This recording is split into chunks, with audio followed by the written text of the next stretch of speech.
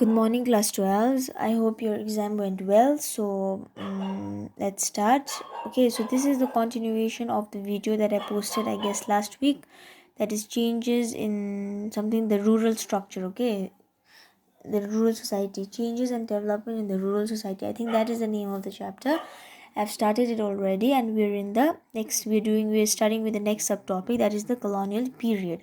So basically, we will be talking about the agrarian structure and then this structure of this agricultural things that take place in the rural society. That okay. So we are talking about it in the context of the colonial period. The agrarian structure has changed from pre-colonial to colonial to independent eras. So there has been a constant change in the agricultural structure in India. In the pre-colonial period, land was controlled by the kings and the zamindars. Okay, so earlier they were middlemen who own, who control the land. So the cultivators had to hand over a part of the produce to them. So although the cultivators they worked very hard on the fields, they had to give a part of the portion to them. Okay, so because of that, the cultivators used to face a lot of loss. That was in the colonial period where the land was controlled by the zamindars.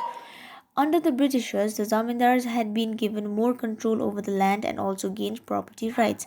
Although earlier they already had control over the land, but with the coming of the Britishers, the zamindars they had been given more control, okay, and they also started to own properties.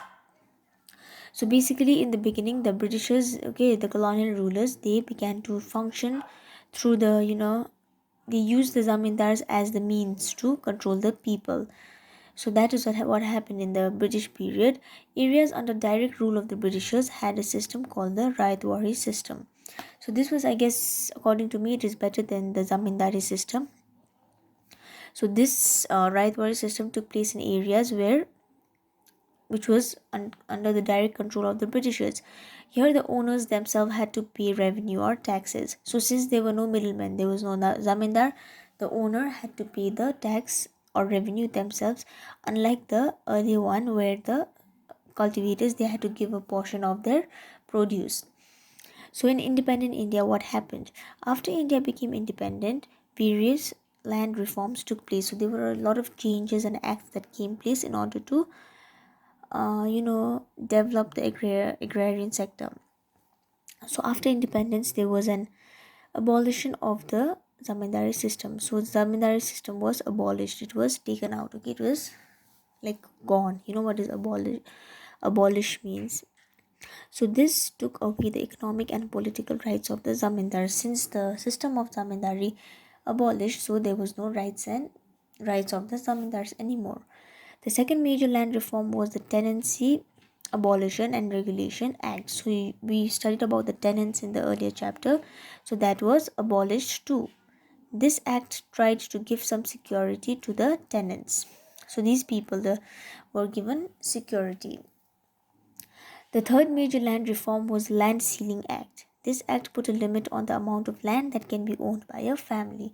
So in Land Ceiling Act, basically a family could own a particular amount of land. Okay, so beyond that they were not allowed to own. So anybody who owned more land than like the limit, then that land was taken by the state and was redistributed to landless families, especially of that of lower categories. So the next topic is Green Revolution and its social consequences. Green Revolution was a government program and it began in the 1960s and 1970s. So you must have studied this in environment science, I guess, or social science. So it began in 1960s and 70s, and then it brought about a lot of seeds, high yielding seeds, pesticides, insecticides, and they gave it to the farmers. So regions of Punjab, Western UP, coastal Andhra Pradesh, and Tamil Nadu experienced first wave of Green Revolution. So it was these places in which Green Revolution first took place, and basically it took place in areas which had a lot of water supply. Due to Green Revolution, India was able to be self-sufficient in food grains for the first time. Okay, self-sufficient. You know what is that? They do not have to get food grains from any other country. So because of this high yielding variety of crops that was brought about by Green Revolution, India could be or was being able to be self-sufficient for the first time. The new technology was very expensive, and only the medium and the large farmers could benefit. So new technology which is brought about by green revolution was very expensive. As a result, the poor farmers could not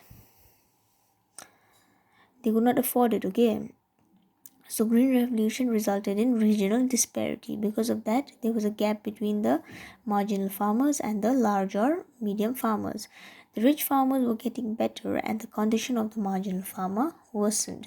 You know what it means. So the use of machines in agriculture led to displacement of the people working in this field, hence resulted in rural urban migration. So earlier, before technology came about, everything was done manually. So with green revolution, new technology, new machines were brought to be used in the agricultural field. And the people who used to do that work manually were like displaced. They did not have any work. Hence they began to migrate to rural areas. In the second phase of green revolution, dry and semi-arid region are being focused upon. So these type of areas are now being focused upon due to green revolution. Green revolution has increased regional inequality. Areas that underwent this transformation developed, whereas those that didn't remain stagnant. So green revolution, as mentioned earlier, it led to regional disparity and inequality because areas that where green revolution was implemented and the people who could implement it, they developed, they transformed. But those which could not afford it, it remained stagnant and the growth also remained very slow or it stopped.